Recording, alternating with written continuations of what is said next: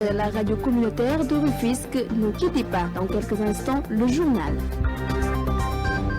Fidèles auditeurs de la radio Joko FM, bonjour et bienvenue dans cette édition de la mi-journée 13h30. Tout de suite, le sommaire.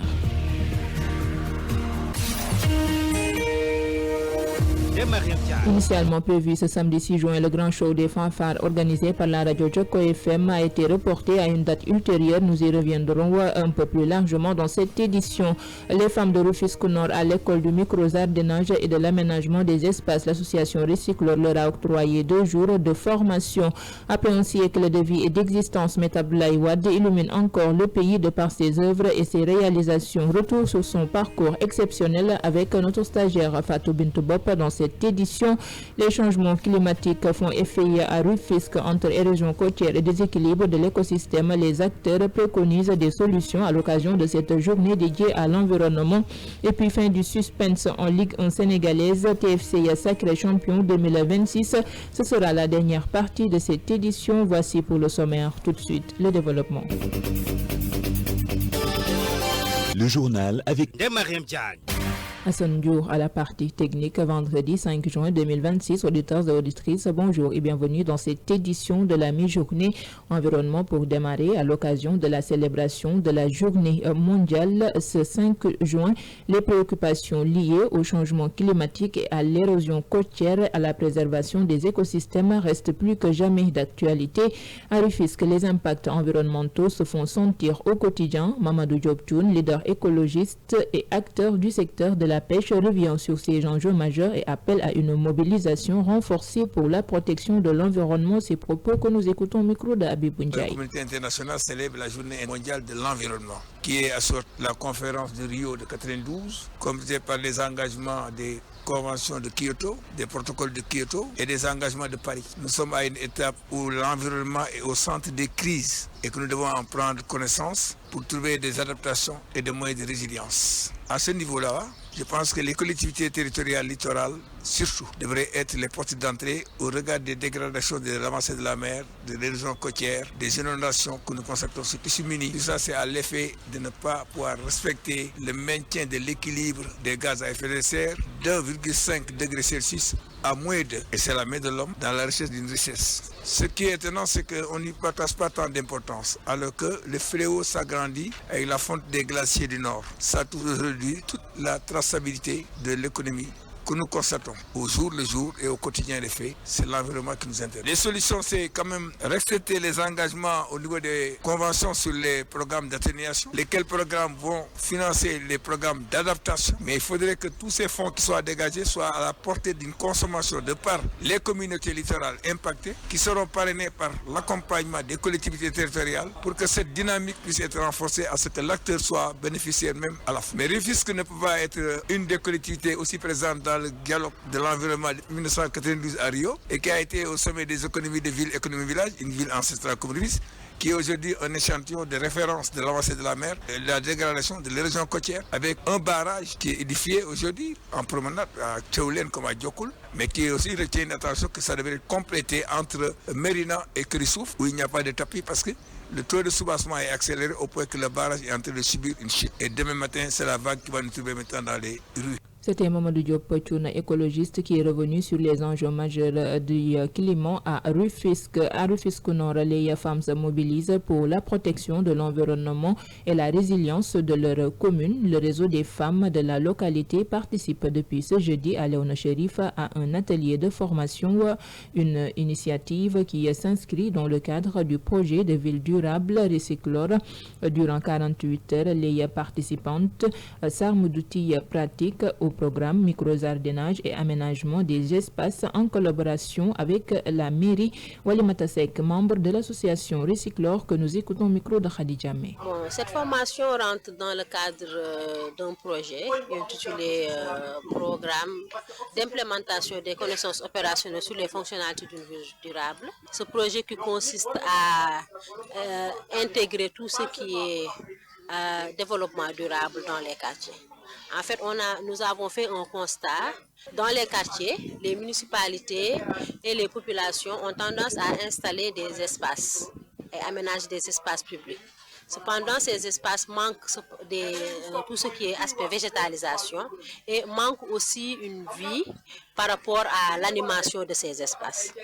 Donc, raison pour laquelle on a ciblé ces espaces dans les quartiers pour renforcer tout ce qui est végétalisation et faire des formations dans ces espaces pour animer les espaces et aussi renforcer tout ce qui est aménagement de ces espaces et asseoir une dynamique aussi dans ces espaces autour des femmes qui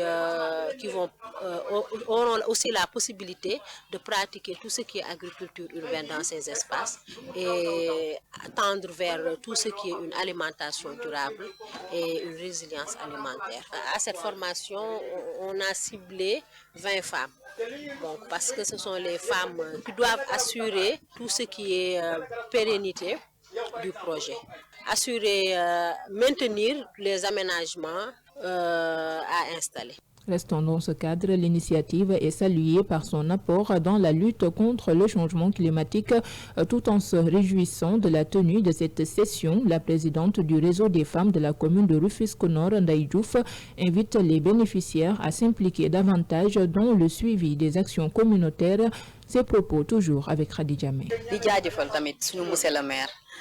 Grâce à mon nos sincères remerciements à Monsieur le maire pour son soutien déterminant dans la réalisation de ce projet de micro-jardinage. Grâce à l'aménagement de cet espace, il nous revient à présent de le verdir. Nous invitons le voisinage immédiat à s'impliquer dans l'arrosage irrégulier de ces plants afin de garantir leur pérennité. Nous sollicitons l'autorisation de Monsieur le maire pour dupliquer ce modèle inspirant dans d'autres espaces aménagés de la commune.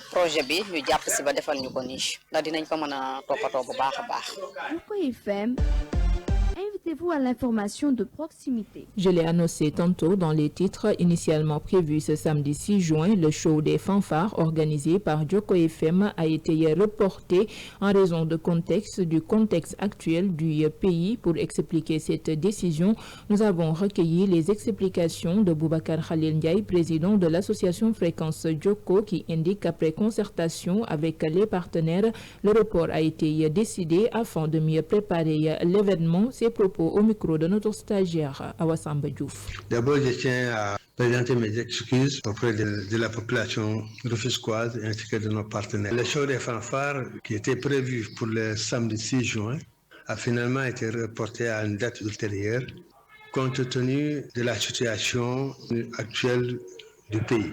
Nos principaux partenaires qui devaient nous accompagner à ce sujet, à savoir la ville de Rufisque, le ministère de la Culture ainsi que d'autres, nous ont demandé de reporter donc la manifestation à une date ultérieure afin que cela puisse impacter positivement sur la préparation des Jeux olympiques de la jeunesse. Effectivement, compte tenu des multiples manifestations qui vont se dérouler le week-end, donc du 6 et du 7, donc nous avons estimé nécessaire de faire ce report à une date ultérieure qui sera communiquée donc à tous nos partenaires et aux populations de Rufisque. Encore une fois, je tiens à exprimer mes profonds regrets donc à toute la population, à tous nos invités pour ce report qui est indépendant de notre volonté. Et nous espérons quand même que la prochaine date qui sera retenue sera la bonne et la meilleure, cette importante manifestation donc du show des fanfares.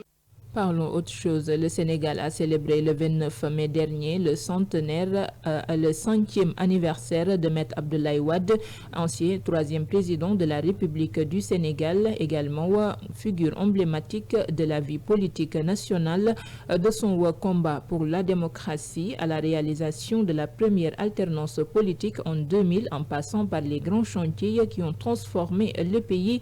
Retour sur le parcours exceptionnel d'un homme dont l'engagement et l'héritage continuent de marquer l'histoire du Sénégal. C'est avec notre stagiaire Fatou Bintou Bob. Le 29 mai dernier, le Sénégal célébrait le 100e anniversaire de Maître Abdoulaye Wade, figure majeure de l'histoire politique nationale, né en 1926 à Kébémer dans une famille profondément attachée aux valeurs du travail et du patriotisme.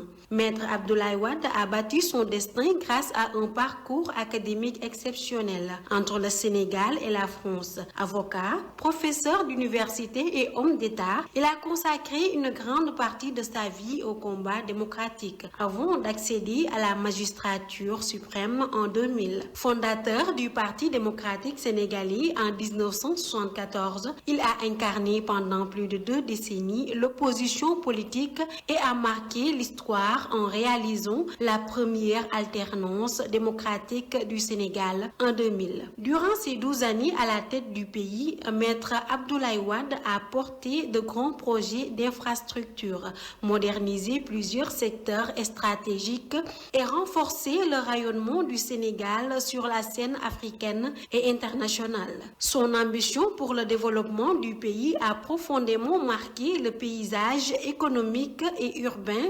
sénégalais. 3e président de la République du Sénégal, à travers son parcours exceptionnel, fait de persévérance, de conviction et d'engagement, Maître Abdoulaye Wade demeure l'une des personnalités les plus influentes de l'histoire contemporaine du Sénégal. Un homme qui aura consacré un siège de vie à son pays et dont l'héritage continue d'alimenter le débat national. Joyeux centenaire à Maître Abdoulaye Wade, le pape du Sopi, dont le nom restera à jamais gravé dans les annales de la République. Nous lui souhaitons longue vie à Maître Abdoulaye Wade, ancien président de la République du Sénégal. Parlons sport. Après une saison haletante marquée par un suspense intense jusqu'à la dernière journée, Teungueth FC est finalement sacré champion de la Ligue sénégalaise 2025-2026. Les Rufisquois décrochent leur 3e titre national et tandis que Malick Daf confirme encore son statut de maître du football local. À l'inverse, l'ASC Cambérène et la Sonacos quittent l'élite et évolueront en Ligue 2 la saison prochaine. Plus d'éclairage avec Abibou Ndiaye.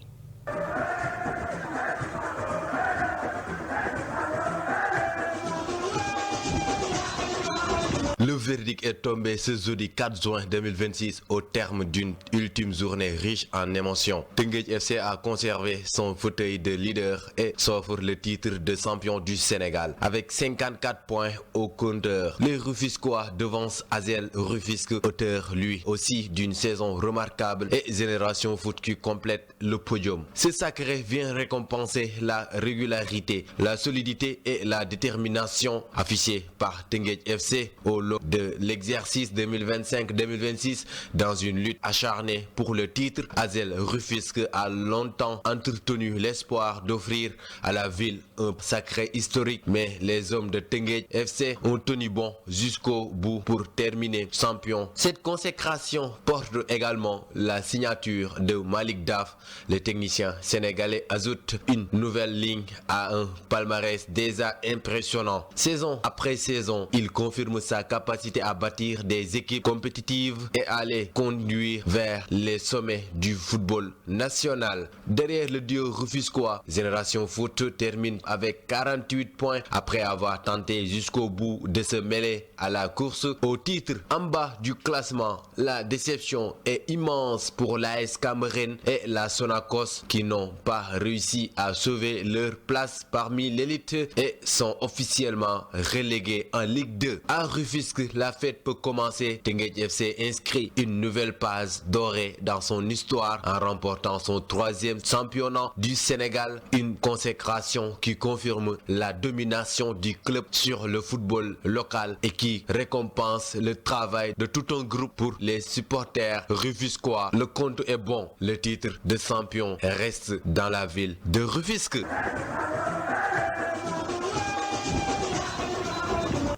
Après cette belle saison et toutes les performances enregistrées, il y a également les meilleurs buteurs qui ont été dévoilés. Il s'agit d'Abdourahmane Mbodj de Génération Foot qui a terminé le championnat avec 13 buts, suivi de Mohamed Diop de AGEL de Rufisque avec 10 buts. Et puis en 3e position, Fallou Faye de Guédiawaye FC avec 8 buts dans ce championnat de Ligue 1 sénégalaise. Et c'est cette information sportive qui met fin à l'actualité. Tout de suite, le rappel des titres.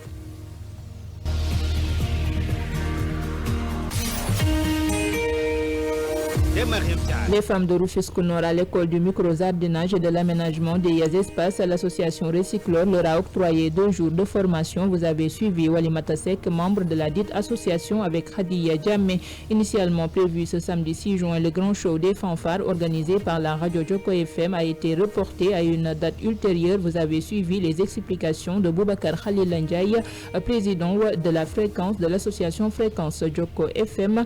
Et puis après un siècle de vie et d'existence, Maître Abdoulaye Wade illumine encore le pays de par ses œuvres, ses réalisations.